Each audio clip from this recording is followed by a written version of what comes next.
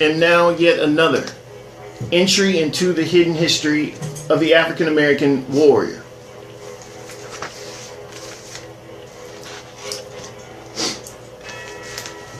Now, as you're probably used to hearing on this show, it goes without saying that African Americans participated in, fought, and succeeded in every single war this country has waged or been waged against this country. We told you yesterday about the lawsuit that was brought about in order for an African American pilot to be accepted into the Army Air Corps, and how that lawsuit, backed by the NAACP, led to the formation of the Tuskegee Airmen, the creation of the Tuskegee experiment. So it should be no surprise to you that on this date, the War Department announced the formation of the 1st Army Air Corps Squadron for African American cadets, specifically segregated squadron that became the 99th Pursuit Squadron, and was formed at the Tuskegee Training Program after it was established. That squadron flew more than 500 missions, 3,700 sorties during a 1-year period in combat before finally being combined with the 332nd Fighter Group. But I want to take you back before that, because there was some conjecture by Congress about why African Americans should be allowed to serve in the regular Army, and that is why the Tuskegee experiment was created. However, Congress should have only looked back to World War I and the exploits of one Henry Lincoln Johnson to realize that the argument had no bearing. Johnson enlisted in 1917 into the Army, joining the all-black New York National Guard, the 15th Infantry Regiment. He was mustered into federal service, and that was redesignated 369th Infantry Regiment, based out of Harlem. Now, General Pershing wished that the Army would remain autonomous. He wanted to keep it to itself, as it were. He loaned the 369th and the 161st Division to the French Army. They were unreported, and the reason was unofficial that they were loaned out, but the reason was simple. They were not willing to detach African American or Negro regiments from U.S. command with an official decree. So this became the American Expeditionary Force. The headquarters then for these regiments shifted over, and the French Army now had African American soldiers fighting along with them. Among those first regiments to arrive there in France was the 369th, formerly the 15th Regiment out of New York, Johnson's regiment. Of course, you may have known them as the Harlem Hellfighters. The 369th, the all-black regiment under the command of mostly white officers, including their commander, Colonel William Hayward. The idea of a black New York National Guard regiment was first put forward by Charles Fillmore, who was a black New Yorker. Governor Charles Whitmore then allowed for the creation. He was inspired by the brave showing of the black 10th Cavalry in Mexico, eventually authorizing the project and appointing Hayward to carry out the command. Well, the 369th got off to a rocky start in the States, but once they hit France, they were off and running.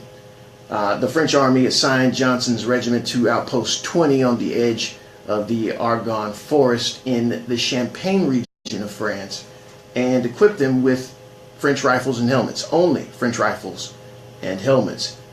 Now, while he was on observation post duty on the night of May 14th in 1918, Private Johnson came under attack by a large German raiding party, which may have numbered as many as 24 German soldiers. The numbers are still unclear.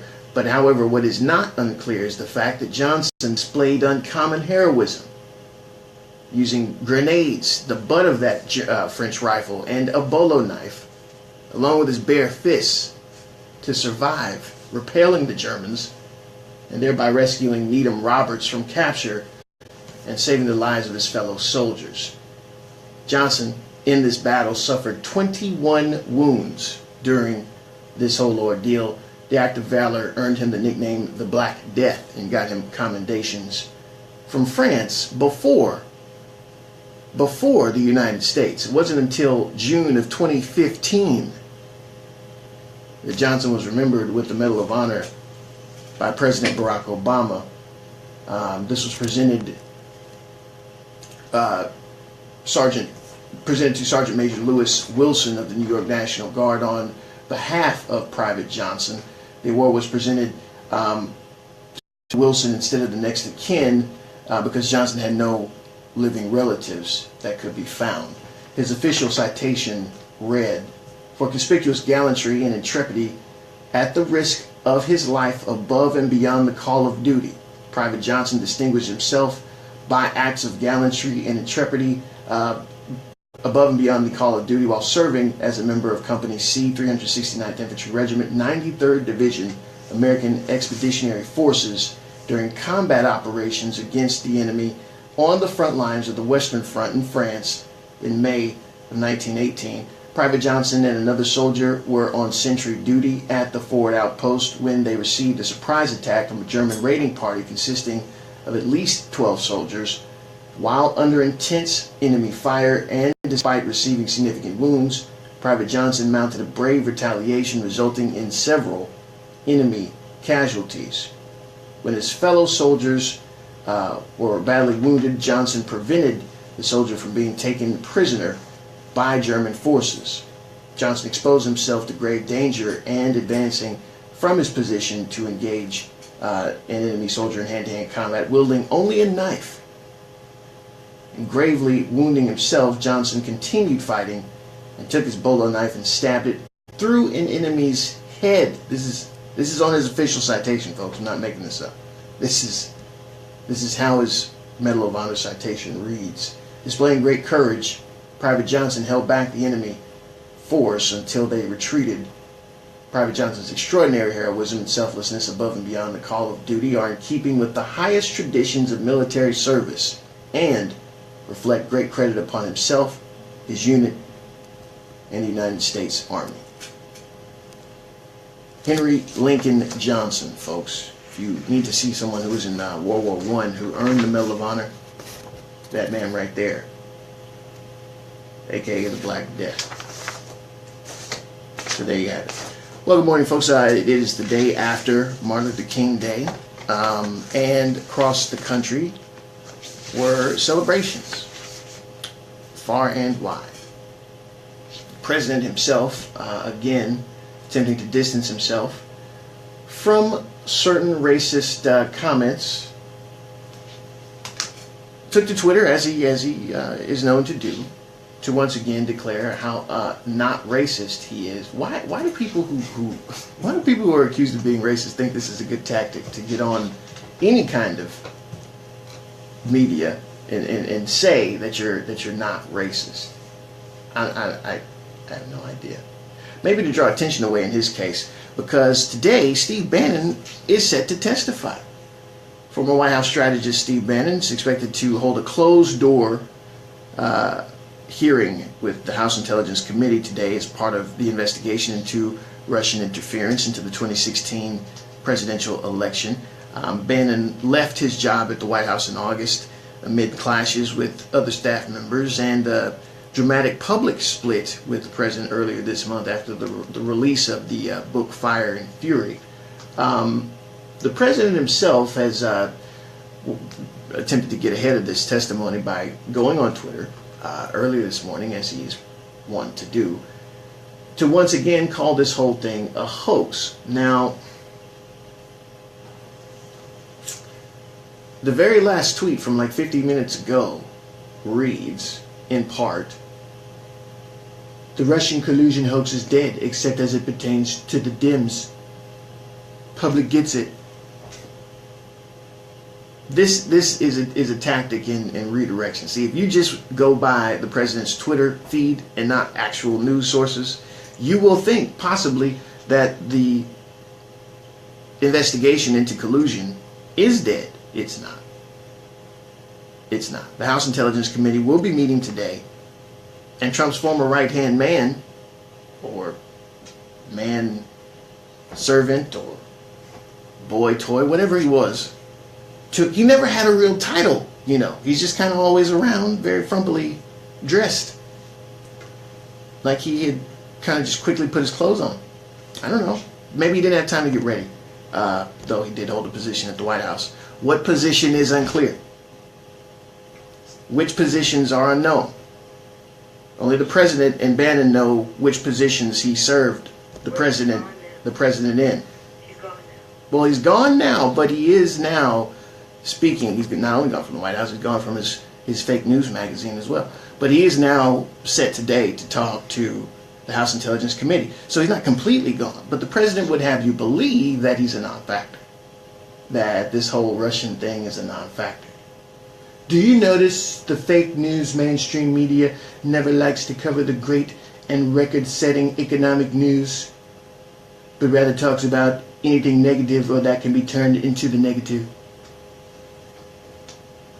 Now, did I miss some record-setting economic news here? I try to stay abreast of what goes on so I can report it to you guys. But I didn't see anywhere any kind of record-shattering economic news. I did hear the fact that, well, based on at least two senators' eyewitness accounts, that the president referred to Africa and the Haiti as ish holes. I heard that. That's pretty negative. I'd say that's kind of a negative news story. But that wasn't made up. The media didn't just concoct that out of thin air. But this is how this works, you know. And then the Russia investigation wasn't concocted either. If the president had been clear and honest about his relationship with President Vladimir Putin, this wouldn't be an issue. There possibly could have been a meeting between Trump's son and number one foreign policy advisor in Trump Tower with foreign dignitaries from Russia who have close financial ties to Vladimir Putin and bank accounts in banks that the Trumps may have accounts in. But if the relationship was made clear, if Trump had said something like, well, I don't know Vladimir Putin, and I think I'll be a better president than him, then it's understood. That's a rival of his. There's no mince in that. If you're Trump's rival, it's known you're Trump's rival. He doesn't make that unclear for you. Even if you're in his party, he'll go so far as to talk about how ugly your wife is, or you know how small your hands are, or something like that, to make it clear that you are his enemy. If he had made it clear that Trump was his enemy, I think we wouldn't have this issue. I think that this would be a open and shut case. At least I hope it would be. I don't know. He's had financial dealings with Russia since the 80s. Hopefully the intelligence committees following the money going to those bank accounts will see that. You see, you do what he tells you not to do. When the president told Robert Mueller, hey, don't look at the bank, just overlook the bank. The financial things, don't worry about that. No big deal.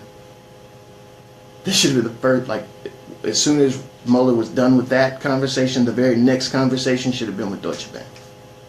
Or securing a subpoena to look into those accounts. That's where the evidence lies. That's where whatever smoking gun will be found, will be found. But what's most important about today's meeting is that Steve Bannon probably knows that. He's even commented as such, according to this book, that this is all about the money laundering. This is all about the oligarchs moving money around, whether it was for Trump or for a friend of Trump's, or for a purchase that Trump secured of some of his real estate holdings that an oligarch wanted. But all you have to do is see what the president is saying for a pretty good idea of what is happening is the opposite of that. And thanks to him an hour ago tweeting that the Russian collusion hoax is dead, we know for sure it's not. As a matter of fact, there's probably about to be something breaking big on it today or tomorrow. And he might be anticipating that. And that's why he's trying to cover this up. Sweep it under the rug, as it were. But just keep that in mind, you know, taking everything into account that's happening right now. DACA, Senator Dick Durbin, the meeting, the comments, Oh, he's got a nickname for Dick Durbin too. Yeah. It was only a matter of time. I can't wait to see what his nickname for Oprah is going to be. But the president's nickname for Senator Dick Durbin is Senator Dickie Durbin. He didn't really reach too far with this one. He just kind of played it safe. Senator Dickie Durbin totally misrepresented what was said at the DACA meeting. Deals can't get made where there is no trust. Durbin blew DACA. It is hurting our military. The president communicates with you, the American public, like this, via Twitter. Spreading misinformation, propaganda, outright lies in some instances, as he's retweeted right-wing white supremacists often. Just something to keep in mind, folks. Keep your eyes and your ears open, because if he says that something is one thing, it's most likely the other thing. So Bannon set to testify today. It's a closed-door meeting. We won't know exactly what is said unless we get it from a secondary or tertiary source.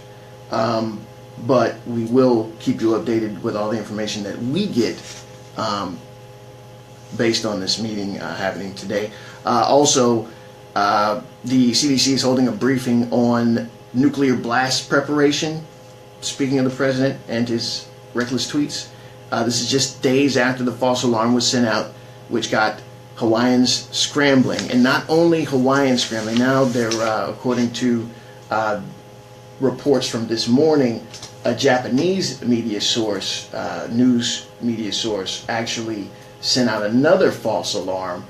So this has even more confusion going on. A broadcaster sent out this false alarm this morning, which caused citizens in Japan to kind of understand what Hawaii was going through a couple of days ago. NHK News, which is Japan's national broadcaster, raised the alarm today when they warned the public of a new missile launch from North Korea. No such launch happened. No missile was launched, though NHK's website and mobile subscribers received a notice advising them to get somewhere safe. A phone alert, a pop-up, a push notification that the missiles were flying. Of course, NHK has come out to issue a statement to apologize to the people they serve because there was no projectile in the air coming from anywhere.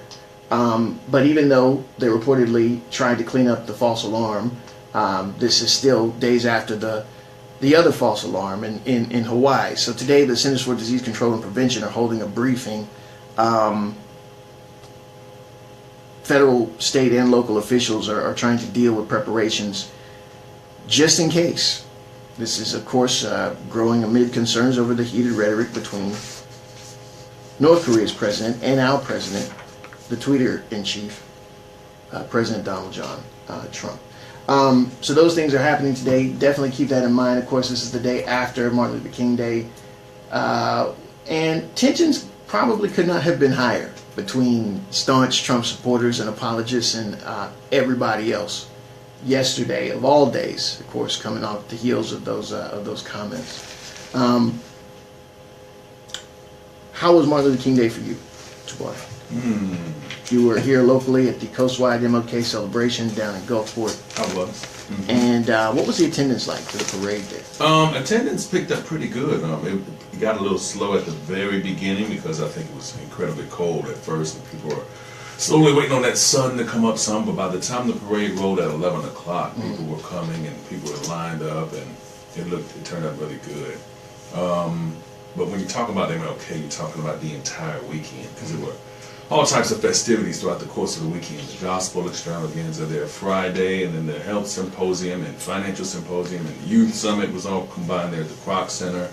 And then, of course, the inspiration and awards program yesterday. So this was like, there were a lot of people that I knew who live out of town who came in just for this weekend. So on a tourism level, this weekend could be an incredibly big weekend for the Mississippi Gulf Coast if people decide to take advantage of. So there was a large influx of people coming in for the festivities. And then, of course, yesterday. So, great thing. Well, it's funny that you mentioned tourism. Of course, southern states have banded together now to make the most out of the MLK weekend and promote civil rights tourism. Which, when you're talking about Mississippi, there's a bit of an asterisk there. Of course, we have two museums here in the state: the History of Mississippi Museum and the Mississippi Civil Rights Museum. Right. And ironically, the flag of the state features the Confederate battle emblem. And there's been a proposal of now 2 separate flags. 2 museums, 2 separate flags. Representative Greg Snowden's now put forth a bill that would have 2 flags represent the state: the Magnolia flag and the current flag with the Confederate battle emblem. We're going to be talking a little bit more about tourism here coming up later. Another event that the entire state and the surrounding states have grown to embrace here on Mississippi's Gulf Coast, spring break. There is a meeting happening today in Biloxi that could seriously hinder the fun to be had and the flow of spring break, specifically dealing with traffic. But we'll get to that. So yesterday, MLK Day, we were under this Deep South civil rights tourism push. Were there a lot of people that you saw from out of town yesterday or throughout the weekend from events that did not come previous to this year? Was this like their first year coming that you can recall? Well, most of the ones I saw from out of town, like I saw a nice number of people from Alabama, they make it a stop here for the MLK festivities because of a couple of reasons. One, because it's close, so it's driving distance. They can come spend the day here on the Mississippi Gulf Coast and then go back home. Another reason is because typically the Battle of the Bands is happening, and the Battle of the Bands is free. Yeah. They have a Battle of the Bands there in Mobile, but they charge about $15 depending on what they offer as far as entertainment goes.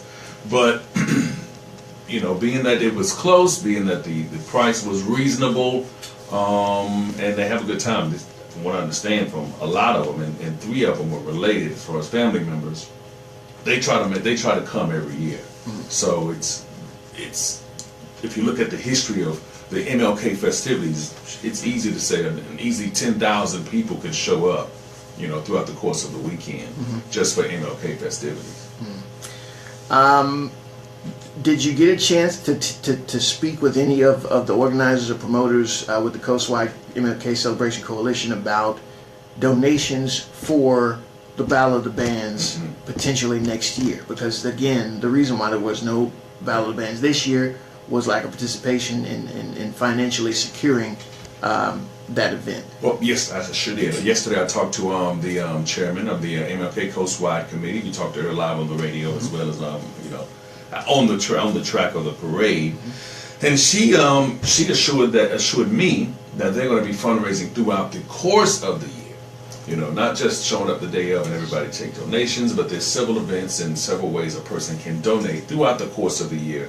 I know that people can log on to MLKCoastwide.com and find out. I think there's a PayPal account, maybe even a GoFundMe that should be set up today, if not yesterday. But you can log on there and you can donate.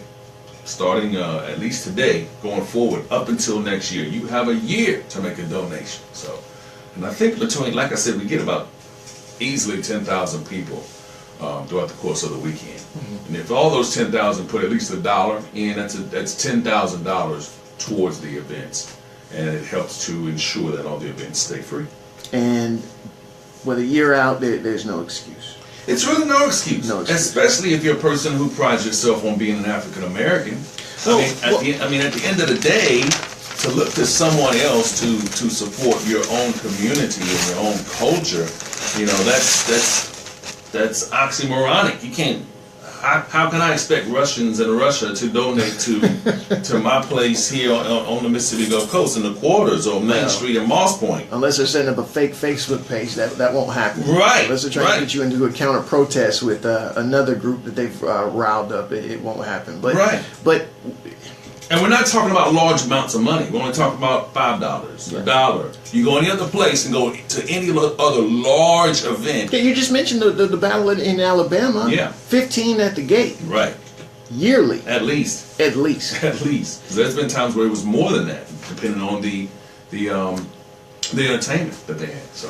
It takes more than lip service, folks. Mhm. It takes more than saying how passionate you are, saying what you want, complaining about what you don't get. You have to kind of put something behind that. And if you're gonna blow however much money on whatever weekly anyway, then wouldn't it serve not only you but folks coming after you, generations subsequent to you, to donate that money to a cause that will not only benefit you, but also inspire countless others. Countless others. I remember my first MLK celebration and the first time I witnessed the Battle of the Bands. And I knew right then and there that I wanted to be a part of HBCU culture. I wanted to know where that came from, where this energy came from. Simply from watching the band. Before, I got the whole backstory on my mom being at Jackson State when the riots broke out, the National Guard was sent in. Before I got the historical context and the information and the knowledge, that sparked my curiosity. And I think that does that not only for young African Americans, but for young people, period. When you're exposed to that, when you're exposed to that cultural difference, and not only that, this honors someone who deserves it. Right. I mean, and you mentioned cultural difference, but just because he just so happens to be African American doesn't mean that his story doesn't appeal to all Americans. Right. Right. You know? And there weren't just African Americans leading this charge. We just told you yesterday about Edgar Ray Killen biting the dust. May he rest in peace. The killer of the 3 civil rights workers here, Schwerner, Goodman, and Cheney, 2 of those individuals were Caucasian. Most of the people who were killed on Edmund Pettus Bridge, or a significant amount, were Caucasian. This is not a racially exclusive type thing, but someone would have you think that to further divide you, to further make sure that there's just something sticking in there for you to not be able to fully embrace whatever it is being presented to you. In this case, remembering Martin Luther King Jr. No excuse. We have a year now. You'll see links to the coalition, MLK Coastwide. MLK Coastwide on the Facebook page. Also our home affiliates Facebook page, JZ94.5. You can check their Facebook page as well. And do something. If you come out and you enjoy the parades, if you enjoy the Battle of the Bands up to now, donate. Yeah. $1, $2. Pocket change. Right. You'd waste that on a soda. Something that's terrible for you. Not necessarily a soda, but something that you don't need. Ice cream, something. Put it toward a worthy cause. And if you don't complain. Accept what you get.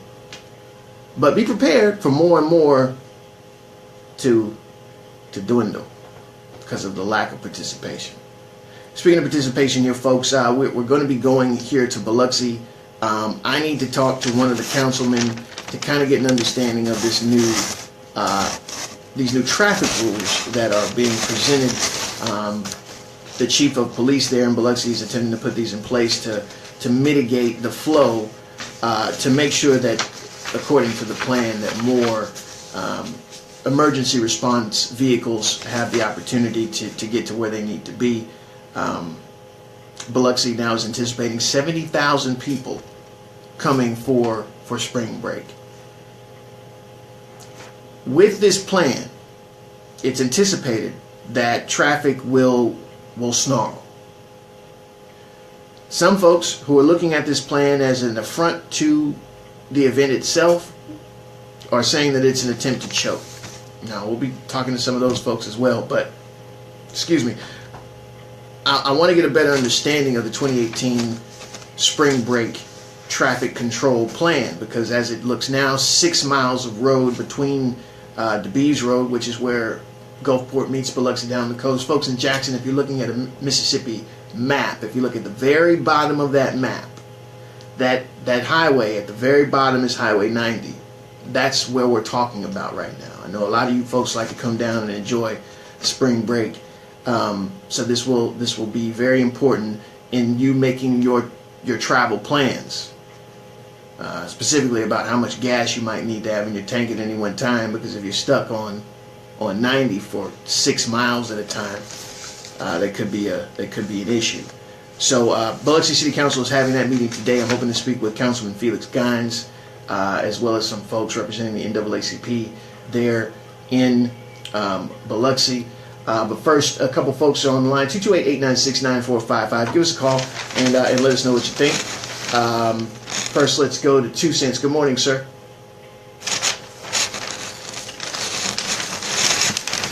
Sorry about that, 2 Cents. Good morning. Hello. Good morning. How are you? How are you today? Good. How are you? Good. What are you? What's on your mind? I want to watch the break. Well, what's on your mind? Give me an idea of what you would like to talk about. I can almost guess. Let me hold the dollar. Let me hold the ice cream sandwich. Why don't y'all have some bake sales or car wash? Oh, you're ridiculing the donation process for the Battle of the Bands. Why don't you get out and make it happen? Not wait for people to give you money. See, obviously you don't understand this process. I'll let you hang out to the break. There is a committee for that. There's a committee. There's a PayPal. Well, they are, but folks have to give that money, right? Hold the line. Hold the line. 2 Cents. Hold the line, 2 Cents. We'll straighten you right We'll out. enlighten you next. 228-896-9455. Go into Biloxi when we come back.